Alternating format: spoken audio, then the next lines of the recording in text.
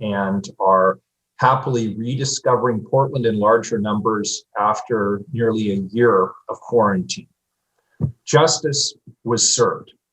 Following the verdict in the Chauvin trial, there's some sense of relief and hope, and of course, a reminder of how much work we have left to do. The city is beginning to recover, but self-described anarchists who engage in regular criminal destruction don't want things to open up, to recover. They want to prevent us from doing the work of making a better Portland for everyone. They want to burn, they want to bash, like they did to the nonprofit Boys and Girls Club in Northeast Portland. Really, they want to intimidate. They want to assault. There are people who will not join me at news conferences like this one because they're afraid that the self-described anarchist mob will show up at their house or their business. Many courageous BLM leaders have already stepped forward to denounce these self-described anarchists. If they can, we all should. If BLM leaders can show the courage to stand up to this mob, then we all should. I'm going to tell you what we're doing and how you can help. We've learned that once again, tonight, the anarchists have called for more destruction, starting with a gathering at Cooch Park. We shared the flyer that they posted on social media with you in our news advisory. As your mayor, I'm responsible for safety and livability in our city, and I direct considerable resources of the city. We also have the partnership and cooperation of the county, state, and federal partners to intervene and stop the self-described anarchists' mayhem. Our community needs to resume their lives. People need to go back to work. Employers need to be able to reopen. I've directed the police bureau to arrest people engaged in illegal activity whenever they can safely do so tonight to prevent and limit further destruction. I support our police using all legal strategies, including kettling, when the appropriate circumstances and resources are available to do so without putting officers at risk of physical harm. The anarchist threat against the Pearl District on social media is part of their ongoing attempt to instill fear by intimidation. We must stand together as a community against this ongoing criminal intimidation and violence. I've met with the district attorney, the US attorney, the sheriff, and others who all agree they too will take actions to hold law violators accountable. And I've extended the state of emergency through the weekend. Our job is to unmask them, arrest them, and prosecute them. I want to personally thank neighbors, family, friends, and others who've come forward with vital evidence. People know who these criminals are. They know what they're up to. If you have any information, please contact the police. Acting Chief Davis will provide specifics shortly. I also want you to know that these people often arrive at their so-called direct actions in cars, and they're all dressed in all black. If you see this, call the police. If you can provide a license plate, if you can do so safely, that information can help later. Together, we can make a stand. We're doing what we can today. I'm also asking for your help to make a stand and take our city back. Thank you. Now I'd like to turn it over to Acting Chief Chris Davis. Chief. Thanks, and good afternoon, everyone. I'm Chris Davis, the Deputy Chief of the Portland Police Bureau. As the mayor said, tonight we're expecting yet another so-called direct action event, this time in Cooch Park in Northwest Portland. As always, we'll have resources available to address any criminal activity the group engages in. This will impact our ability to respond to other needs in the city, but we will work with what we have to prioritize calls for service and handle the situation as best we can. We're seeing a lot of the same people at these events night after night after night. And several people have been arrested now more than once for crimes ranging all the way from disorderly conduct to arson and even attempted murder. For example, there's one 23-year-old from Northeast Portland who's been arrested 3 times at civil unrest events. In June of last year, he was arrested after he allegedly advanced on and pushed a police officer and then was alleged to have resisted arrest. In November, he was arrested for a number of charges after allegedly breaking out windows in a business with a tire iron. And then in January, he was arrested again for breaking out more windows, this time at a political office. Now, I want to be clear. If you break windows, spray paint obscene and threatening things on other people's property or city facilities, light fires, or attack our police officers, you can expect to be arrested and to be prosecuted. As I've said before, we in the Police Bureau take an oath to uphold people's constitutional rights, which includes the right to free speech, but we also take an oath to keep the city safe from criminal activity like I've described here. The District Attorney's Office is reviewing previously dismissed cases involving people who then get arrested again, and they have told me that they will reissue those previously dismissed charges where appropriate. I really want to thank the many community members who have already stepped up with information that has been invaluable to us in identifying people who've committed crimes at these events. Investigations are ongoing, and just because someone gets away from the scene doesn't mean they won't be arrested later. You can help us by submitting tips and information about criminal activity through the Crime Stoppers website at www.crimestoppersoforegon.com. You can also send videos, photos, or other evidence directly to our investigative team at crimetips, all one word, at portlandoregon.gov. If you see people engaged in suspicious activity around these events, such as handing out weapons or objects to throw or getting out of cars in the area, changing into all black clothing, putting on body armor, helmets, similar things, you can report this to the non-emergency line at 503-823-3333. Be sure to get license plate numbers, descriptions, and anything else that helps us identify people involved. To the community members, and there are a lot of you who have expressed your alarm and concern to us about this constant destruction, I want to say that we hear you. We will do everything we can within our resources and following the law to put a stop to it. It's time to move on from pointless violence and destruction. This is not helping anyone. It's terrorizing our neighborhoods, it's harming our small businesses, and it's hurting our cities, and it is accomplishing nothing. So for what my advice is worth to the people involved in this activity, it's time to wrap it up and stay home. Thank you. Thank you, Chief Davis, and thank you, Mayor Wheeler. Now we'll open it up to the media for questions. Please raise the hands. You know the drill, and I'll call on you in the order that your hands are raised. Maxine Bernstein, go ahead. Who's your question for? This question's for Acting Chief Davis. So if residents are being instructed to call police if they see people showing up for these direct actions and provide license plates if they're dressing all in black, I mean, what are police going to do with that information? We can do a lot with that information. You know, just because someone calls and makes a report doesn't necessarily mean that we're going to go out and stop those people right there. We still need a lawful basis to stop or detain anyone. But that information could be useful later if people in the same descriptions are involved in criminal activity. It helps us piece together who was at these events, since everyone takes some measure of effort to conceal their identities. But yeah, that's a good question. That just because you call it in doesn't necessarily mean we're going to go out there and stop someone right there. All right. Thank you, Max. Jim Ferretti, KXL Radio. Who's your question for? Mayor Wheeler.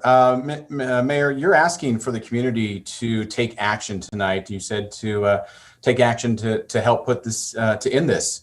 There are some in Portland who could take that as a call to protect their property at all costs, including using firearms. Can you be crystal clear about what you want the community to do or business owners to do if they come across someone damaging their property?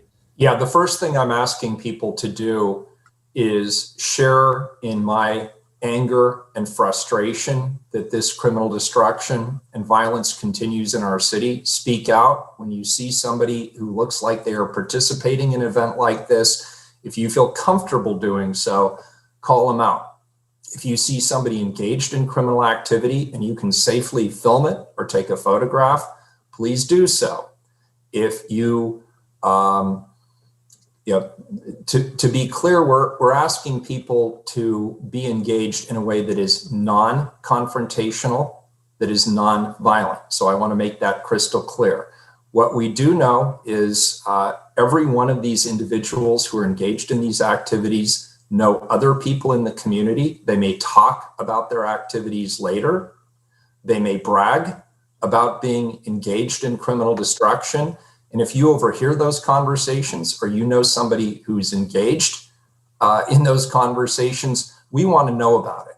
Look, when somebody attacks a church that serves the LGBTQ community and homeless populations, they're going to talk about it.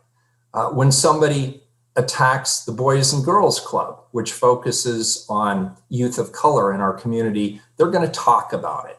And so if you happen to know one of these individuals, we would be very interested in talking with you on a confidential basis. So I'm asking people to speak out against this criminal destruction and violence. I'm asking people to help where they can do so safely by providing evidence. And I'm asking them to come forward if they know something or they know somebody who is engaged in this kind of criminal destruction. I'm not asking people to physically defend themselves or defend their property. That is the purview of the police. Okay, thank you, Jim. Kelly Azar, K2 News. Who's your question for? I have two questions if I can. One's for the mayor and one is for Acting Chief Davis, if that's okay. Mayor, I'll start with you. You're extending this emergency order, which you've told us gives you a certain number of powers. One of those powers you mentioned earlier in the week is that you can shut down public spots. I think you brought up a parking garage in particular earlier in the week. Why not shut down Cooch Park? Why not shut down these areas that these groups are targeting? You know, we consider all options prior to these direct action events. No crime is committed by virtue of people just showing up. I want to be crystal clear. The Constitution protects people's right to assembly. It protects their rights to free speech. But once they cross that line and engage in criminal destruction, they're no longer protesters, they are criminals. And so we have to manage that balance. The purpose for the emergency order that I was most interested in when it comes to facilities is the ability to close facilities. That could include parking garages or other areas that give people some elevation advantage, which can be problematic for obvious reasons. It also gives me the ability to barricade streets. But as of this point, law enforcement has not suggested either a need or a desire to close Cooch Park or any of the other gathering places at this point. It also gives me some additional powers to be able to coordinate the resources of city bureaus. That includes the Portland Bureau of Transportation, the Parks Bureau, and other bureaus that could come into play depending upon circumstances. And if you don't mind, for Acting Chief Davis, I do have a question for you as well. Obviously, I think we've gotten to know you well enough that we can hear the frustration maybe, or even exhaustion in your voice. It's been a long year for everyone, understandably, but this last week, yet again, we're seeing a number of these unlawful assemblies. Do you guys have enough help to handle these situations when they inevitably do become criminal activity?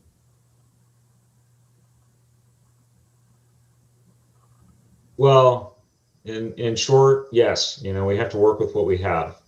And certainly we've been at this a long time, and our officers especially, but really all of our employees in the police bureau have been through a lot related to this activity. You know, I've had records employees and desk assistants and my own admin assistant harassed coming and going from the Justice Center. But you know, at the end of the day, we're professionals and we have to maintain that professionalism, and we have to maintain those high standards, address when people in our organization get out of line. But I'll tell you what has carried the organization this far is two things. One is the unbelievable help that we've gotten from our mutual aid partners, especially the state police, the sheriff's office, and other agencies. But the other thing is the amazing dedication and commitment to this community of our employees and our police officers and sworn supervisors, and on the professional staff side. So we are not by any means ready to give up, and we're not worn out, and we're going to keep in this as long as we need to be. We're going to do it the right way. We're going to maintain our expectations of our people all the way through it, and we're going to help see the city through this crisis. And we're not going to have to do it alone, because we're seeing a lot of that community support, which is really what is going to put an end to this. All right. Thank you, Chief, and thank you, Kelly. Jamie Goldberg, we've got 3 reporters left in just a few minutes, so we'll go with Jamie Goldberg from the Oregonian. This question is for Mayor Wheeler, but if Chief Davis has a comment too, that would be great as well. We've had a version of this press conference, it seems like, a number of times since essentially last May. And I just wonder, what is different here? What is different at this point that you think could potentially lead to a solution where we're not going to see this periodic violence and destruction of business every time that these groups decide to go out and protest? I believe we're at a turning point. We're seeing the groups are getting smaller, yet they're probably more determined. We're seeing law enforcement come together in ways that it has not previously come together. We are exercising our ability to inform the public of what they should expect tonight. And we've heard from others that they would like more advanced warning. We have reached out to small businesses and others to encourage them to do things like take their A boards down, secure their garbage dumpsters, secure construction sites. So we're making more of a concerted effort to be proactive in that regard. We're also putting those individuals who like to engage in this kind of criminal destruction and violence fair notice that we are going to attempt to arrest them and hold them accountable. And we're also putting out a message to our partners. The Portland Police Bureau is one component of the criminal justice system. There are other things that would help. For example, we would like to see higher bail for those who are arrested after this kind of activity. We'd like to see tougher pretrial restrictions on those individuals so they don't just pop right back onto the street and participate the next day. And for those who are repeat offenders, I'd like to see tougher sentences. And I'm pleased that the district attorney is working with us in partnership for repeat offenders. If they come back and they get arrested again, well, if charges weren't filed last time, maybe they will be filed this time. And I think that's a good threat. There's also things that we're trying to illustrate today about the community's role in all of this. Ordinary folks who may know something, we're really encouraging them to come forward. All of this is dependent upon very good investigative follow-up.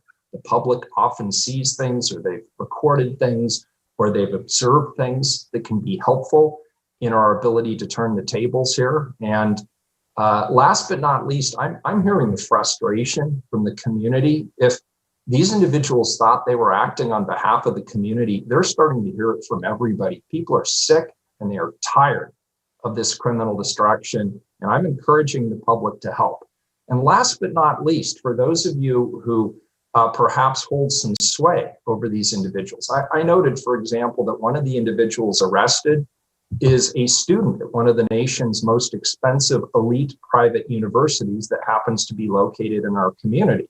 If that individual is convicted, I hope he's expelled. So there are ways that our other community partners and institutions can be helpful in making it crystal clear that the city of Portland will not tolerate criminal destruction or violence. For those who are engaged in it, let's make it hurt them a little bit. Thank you, Jamie. Rebecca Ellis with OPB. Who's your question for? Rebecca? We can't hear you, even though your mic looks like it's unmuted. Better now? There we go, better. Okay, great. Who's your question for? My question is for Acting Chief Davis. I was wondering if you could just clarify what you were saying about the DA agreeing to look at previously dismissed charges.